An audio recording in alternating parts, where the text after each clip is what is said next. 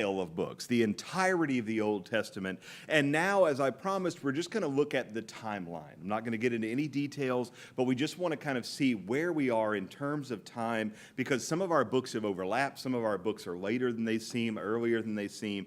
And so while I'm not going to mention every single book by name, I'm going to just try to give us a sense of where we are in history so that we can kind of put it all square in our heads. And then I'm going to give us a little sense of the history of the way the timeline of the New Testament, very briefly, so that as we get started, we can get a sense of where these books are happening, what's written before what, and so on and so forth.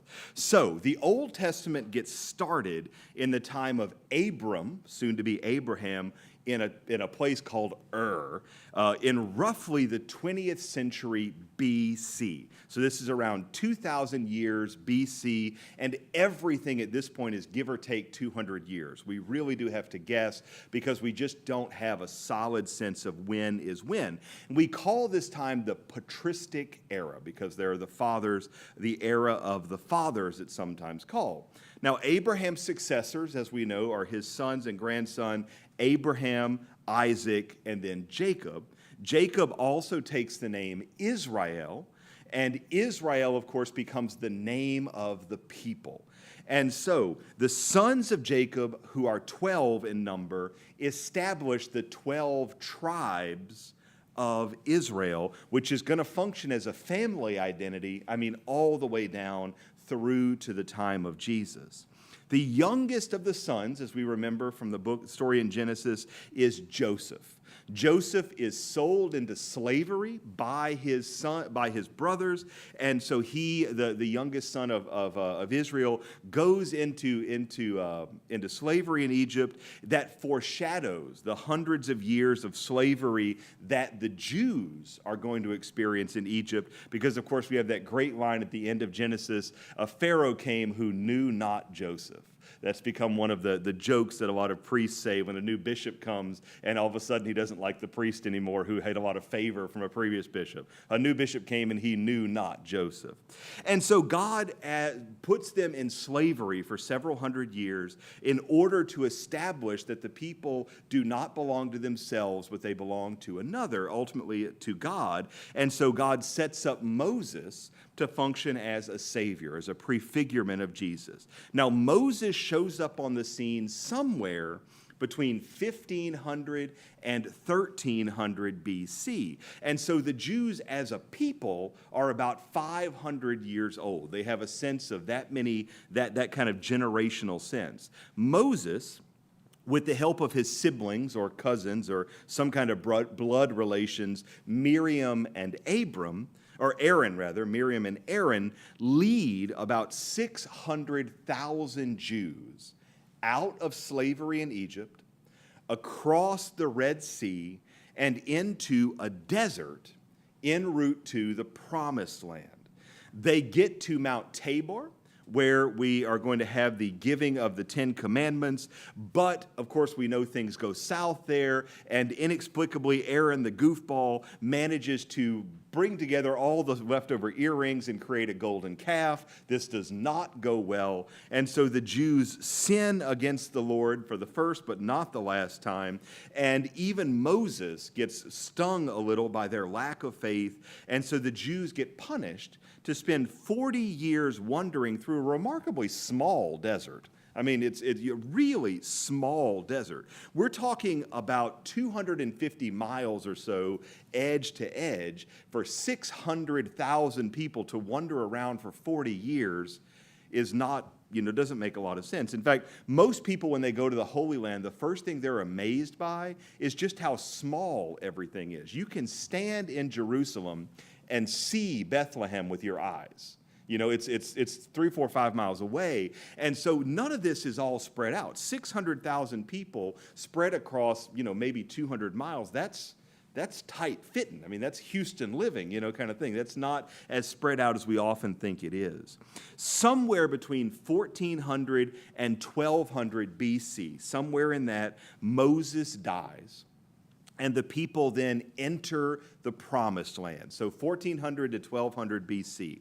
At that point, we know that Joshua takes over as the leader, and we enter into the era of the judges. This is mostly covered by the historical books of the Bible, as you remember.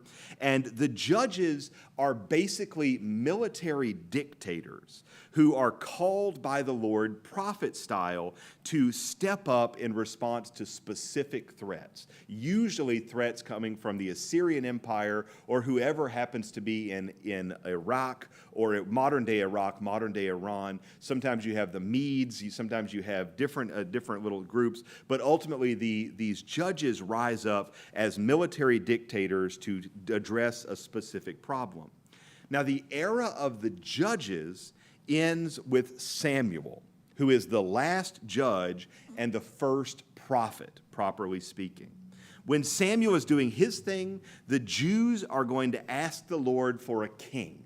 And we remember how this story plays out. The people are scared because there's a huge rabid bulldog living next door, and that's why Samuel is considered the last judge, because he rises up and says, we need to deal with this. But the people say, we don't want judges anymore. We want a king. The Lord says, kings are bad to have. You don't want a king. No, we want a king. And so what does the Lord give them? He gives them Saul. Saul is a giant stinker. We know that he's no good, but he is helpful to remember because he comes at a very, very fixed time in history. 1000 BC, we have Saul. And Saul's failure and David's ascent happens right there at 1000 BC, and it's easy to remember, and it's a nice fixed moment in history. Before this, we have kind of some stuff happening. We have some patristic people. We have the judges. But 1000 BC, King David comes to the throne. David is a man, quote, after God's own heart. And so even though David makes his mistakes, his son Solomon becomes a great king. And so we know that a lot of the wisdom literature is going to constantly reference back to King Solomon, who is doing his thing a little after 1000 BC. And now we're going to spend the next 300 years, from 1000 BC to the mid-700s BC, oscillating between good king, bad king, good king, bad king, good king, bad king. And some of the prophets, in particular folks like Jeremiah, are going to point out, I like this king, but I don't like that king. And we're going to get a lot of this kind of back and forth and between good kings and bad kings. At this same time, we're going to have prophets showing up on the scene who are going to kind of talk about and address themselves to all sorts of broad themes that we've gone over. They're also going to functionally, or I should say the prophets aren't, but in this time when these 300 years between 1000 and 700, the prophets are going to walk around, but the kings are eventually going to create a division.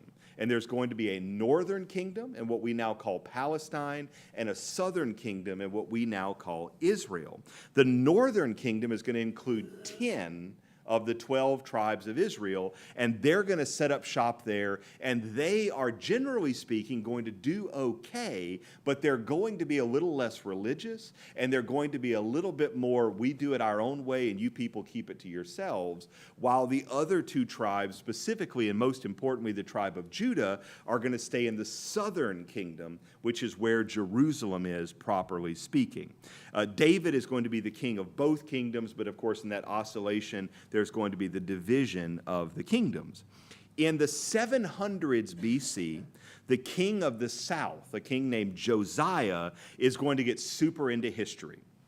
He's going to collect and edit most of everything that could be considered biblical. He's going to try to find all the history books, all the prophets, and he's going to have kind of definitive edits of these books put together so that he can say, you see my binders? They're gorgeous. I've got these beautiful binders on my shelf with all the good Bible stuff in it. And he is going to be an incredibly important person because he is the one who is going to be able to kind of say, this is the inspired word of God. Now, the challenge, of course, is he's having these editors kind of pick and choose the parts they want. And so we're getting certainly a very slightly edited bent on some of these books. Certain chapters, I'm sure, were thrown away. Other chapters were added, and we've talked about that and why that's important and how we can still get at what the books originally said, even with that.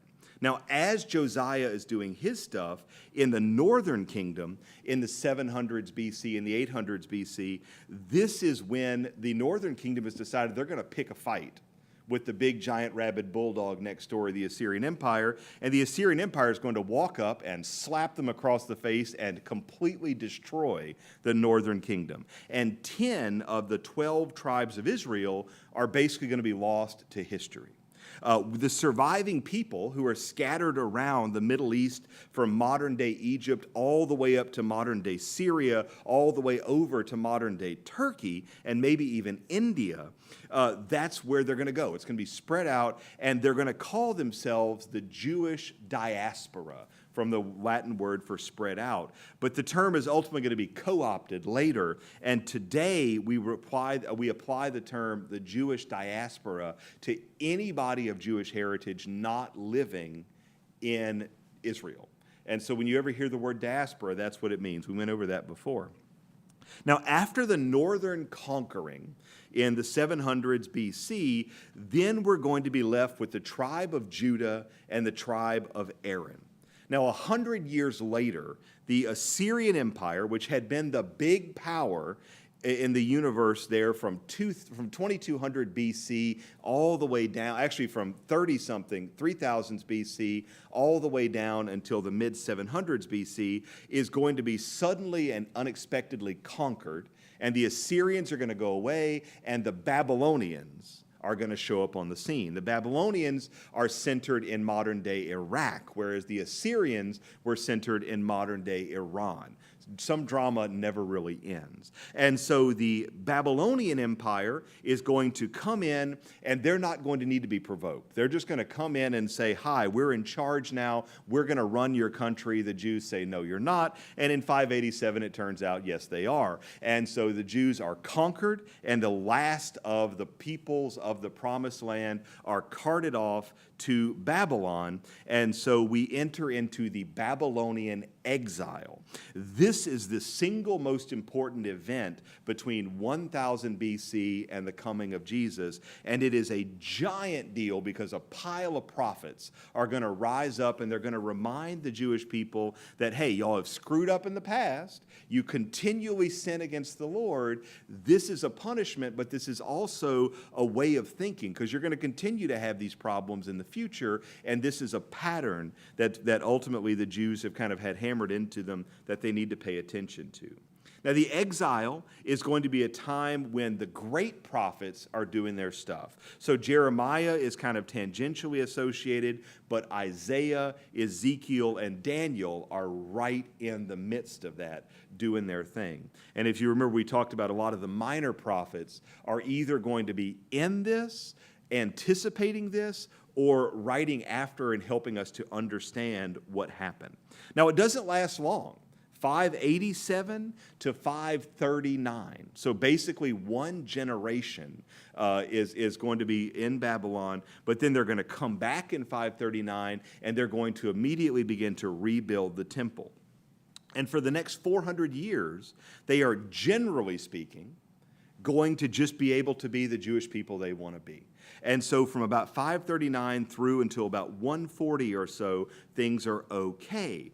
This is when a lot of the minor prophets are kind of coming from this era. A lot of the wisdom literature comes from this era when the Jews have a moment to say, we're not getting our butts kicked all over the Holy Land. Let's think about things.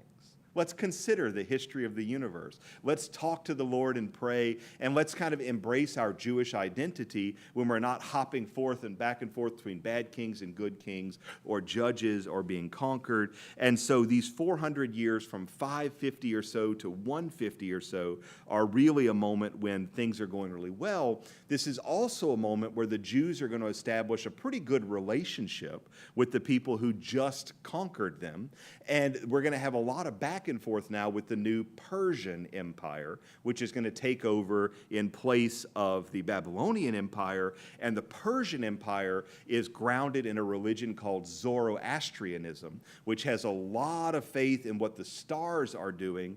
And in fact, this era is going to set the bedrock for a couple of Zoroastrian scientists later on named Caspar, Melchior, and Balthazar to look up and notice that the constellation Virgo and the planet Jupiter and the constellation Leo and Mercury, Venus, and Mars are all coming into correlation, and the sun and the moon and all this stuff, and they're going to say there's a king rising in Jerusalem, because their connection with the Jewish people is going to give them the sense that the lion represents the tribe of Judah, and so on and so forth. So it's an incredibly important time in history. This is also an incredibly important time for politics in the entire known world, because this is the time when Alexander the Great and the Macedonian Empire is going to go around and conquer a bunch of people. It's the time when, after the Macedonians, or the Macedonians if you prefer, have conquered the world, the Jewish or the Greek culture that we call Hellenistic culture is going to spread all over. And as that is happening, the Roman Empire is going to rise up at roughly the same time, and they're going to be a very Greek-oriented culture. And so Greco-Roman culture is going to spread everywhere, including into Jerusalem. And at about 150 or so BC, the Roman Empire is going to start causing trouble, first culturally and then politically, in the Jewish state, in the what we would call Israel. In around 63 BC, Rome is going to show up and conquer Israel, and it's going to annex it as the province of Judea. The Jews are not going to like this. There's going to be a lot of back and forth. And in 44 BC, Julius Caesar is going to be assassinated, and his heir, the most important of all the Romans, Octavian Caesar Augustus, is going to come to the throne, and that is in 44 BC. It's a hugely important moment in world history. Octavian is going to brutally squash everybody who doesn't like him. He is going to be Mr. Insecure for the first 5 years of his reign, and the Jews are going to take a shellacking. They're going to take a beating. The Maccabees are going to try to step up and do something about it. It's not going to help. And ultimately, by the time then that Octavian dies, which is going to be in about 10 BC, everybody is Roman, whether they like it or not, and it's just going to be a thing. The Jews are frustrated that Greek and Roman culture are common in their cities, but it's not really a bad time. When they're not fighting back, all the Romans want them to do is pay their taxes. And so it's not all that bad. And that brings us to the end of the Old Testament. Once the Maccabees fall, in or around 40 or so BC, the Old Testament has nothing more to tell us. When the New Testament gets started, somewhere around 1 AD, plus or minus 5 years, we have the birth of John the Baptist, which is the first historical event of the New Testament. John the Baptist, of course, is the cousin of Jesus. He's about 6 months older than Jesus. And then everything is basically going to jump forward 30 years. Jesus will be baptized. He'll do his ministry for about 3 years until roughly 33 AD, again, plus or minus 3 or 4, 5 years. He dies and rises in or around 33 AD, and the church begins at Pentecost. The apostles are going to stick together very briefly, mostly just to figure out what they're going to do, and then they're going to head out somewhere around 39 AD and go to their different directions and establish the church all over the world. St. Paul is going to show up on the scenes in the late 30s AD, and then he's going to show up again in the early 40s AD, where he is now converted. He has now spent time with St. Peter. He spent his time in Arabia, and now he's ready to go out as a missionary, establishing churches and writing letters. Most of his letters, so Romans, Ephesians, Galatians, Corinthians, most of those are from the mid-40s and the early 50s AD. The Acts of the Apostles are going to be written down by St. Luke, who is traveling around with St. Paul at roughly the same time, probably toward the early side of the 40s AD. The Gospels will come together in the 60s and 70s AD, and that's around the same time that St. Peter and St. Paul will be martyred in Rome. The other letters, Hebrews, James, Timothy, are probably going to come, but we don't know as sure, from the late 60s and early 70s AD. St. John is the outlier. He's the only apostle who doesn't get martyred, not for lack of trying, though. And his gospel is going to be written later than anybody else's, probably in the 70s AD. But the book of Revelation is not going to be penned and in any kind of meaningful way until probably around 90 AD or so, making that not just the last book of the Bible in terms of theme, but also the last book of the Bible in terms of the time it is written. And so the New Testament is going to go from about 1 AD plus or minus until 90 AD. We know that date pretty well. The Old Testament is going to go from about 2000 BC, give or take, to pretty much 60 BC.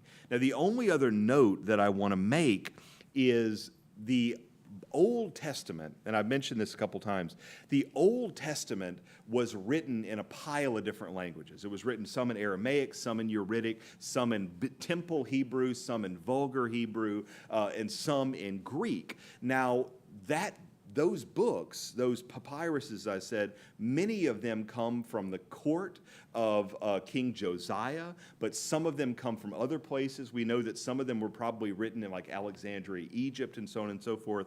And so there was an effort in or around 70 AD, so around the time the Gospels were written, in Alexandria, Egypt, where the great library was still functioning, to bring together a complete translation into one language of all of the Old Testament. No concern for the New Testament. This was a Jewish project.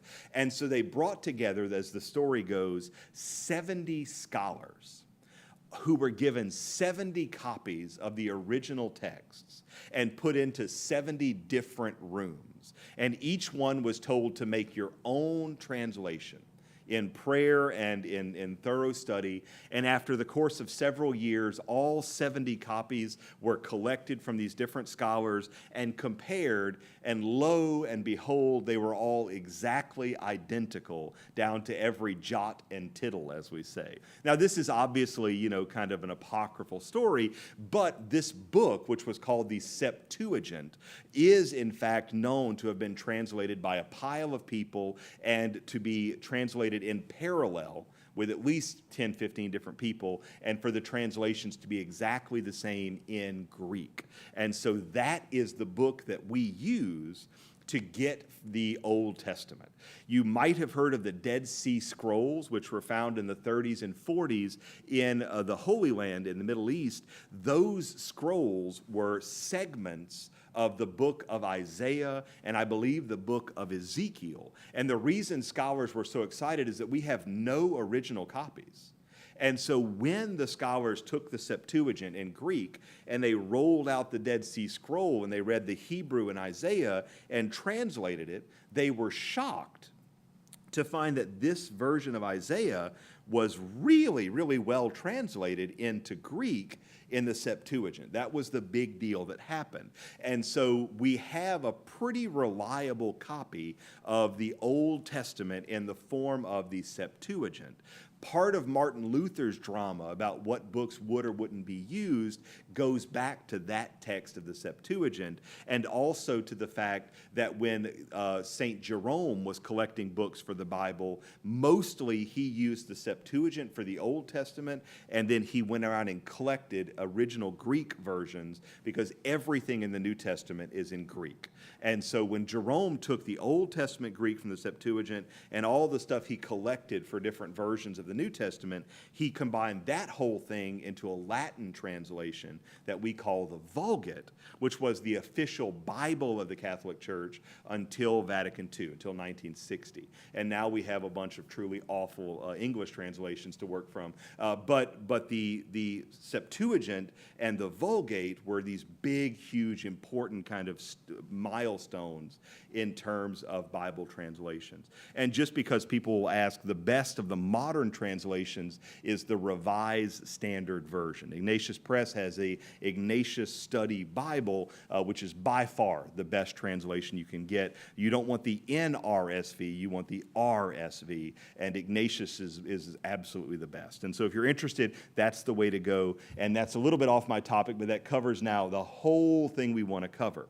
Next time, I'm going to do a little bit of a thematic review. It will not be in any detail, but we'll say, look, remember the first part was the Pentateuch. Here are the books of the thing, and this is what they said. Here's the history books. This was the basic idea of the history books. Here's the wisdom books. Here's the basic idea of the wisdom books. Here's the prophets. This is the basic kind of themes that rose out. So it will be a very, very, very broad overview, but this is meant to be a review and not meant to be a preview, and that will take us to the end of the Old Testament, and then beginning in the new year, we will be ready to kick off with the Gospel according to St. Matthew. Thank you for joining us for the last 70 some odd episodes that we have made through this.